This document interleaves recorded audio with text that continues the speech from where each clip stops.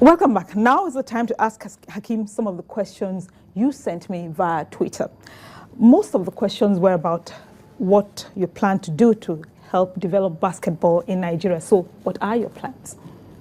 Well, I think you can't do things by yourself, you know.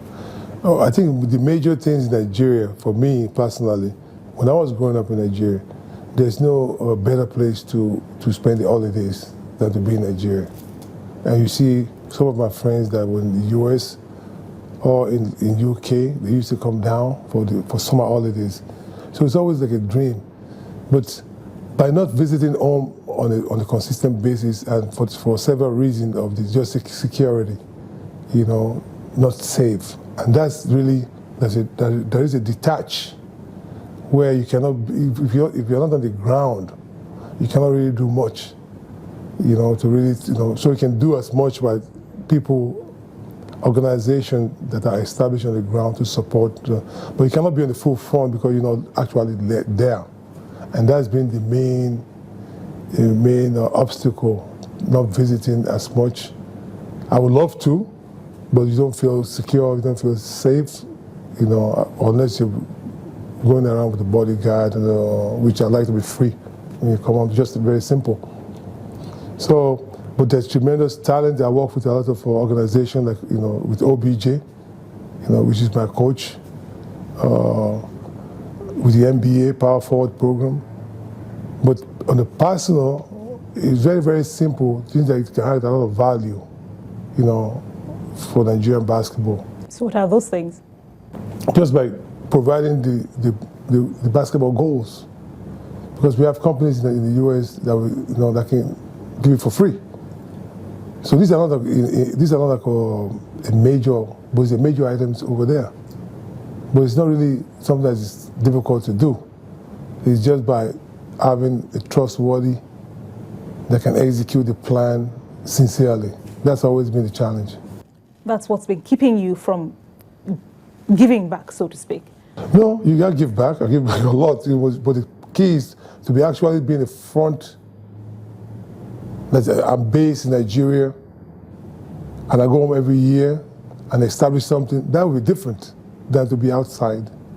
You love to go, but you don't really feel comfortable. You know, that's it. I mean, that's just a fact. Digit Solutions asks, what motivated you to a second NBA title after a bottom playoff berth and a rough regular season in 1995? Well, I mean, we won the championship year before, and we believe we have to defend the championship, even though our record did not really reflect the potential of the team. But I've always believed that with the right mindset and a good team effort, that we can do it again.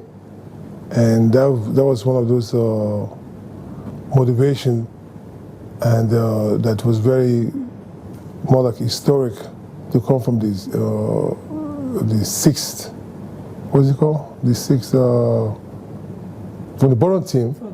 We were the last team to get into the playoffs, and it wasn't by luck, because, you know, in the NBA you just don't play one game and it's over. No, you have to play consistently, 7-game series, and we played against teams that won 60, 65 games, you know, and it was a tough series all the way.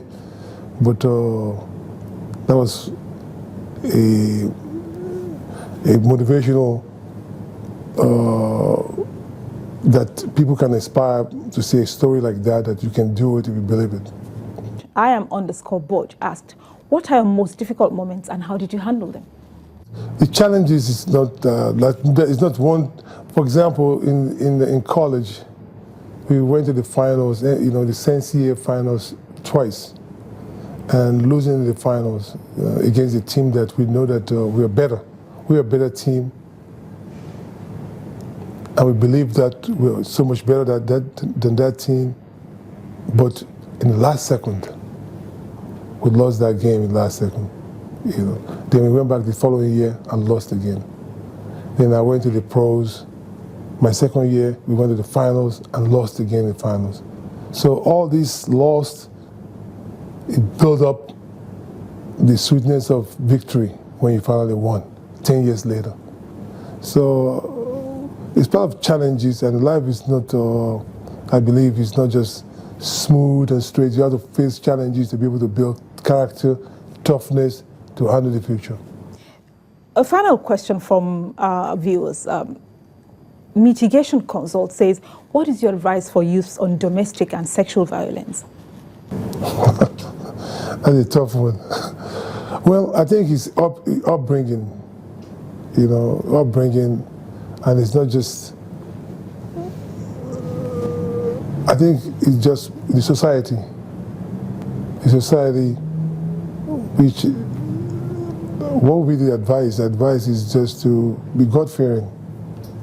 Because if you're God-fearing, even though if nobody can see you and, the police will catch you, but you are self-conscious, then that's something that can motivate some individual to do the right thing. Now tell me, how easy or difficult was it for you to decide which country to represent at the Olympic Games, and what swung the decision in favor of the United States? Well, there's no doubt, I was born in Nigeria, I'm a Nigerian, very proud being a Nigerian, but at the same time, I went to the US, I lived most of my life in the US, and the US gave me a great opportunity to perform, so I'm also very proud to represent the United States. So it wasn't a big decision. And one thing about Nigerian that I like is that Nigerians are very open-minded. We're not closed-minded in that sense, where a lot of Nigerians are nationalized everywhere, all countries. So it's not something that's new, that it's a choose one or the other. I played for Nigeria when I was younger. I represent Nigeria in basketball and handball. So I played for the US when I'm in the US. So I think it's a great opportunity to be able to represent two countries. How did you feel returning to Nigeria as part of the US delegation to the recent presidential inauguration? I think it was an honor for me just to be there, to be called by the White House to represent, to go with them into Nigeria, to my own country, to meet the president, and not just that, also the support of the president, that this may be a big change for the country, because it's painful when I see the potential of what Nigeria can be and what it is, and that's always very painful. So any light or chance of hope that for a change, very, very supportive.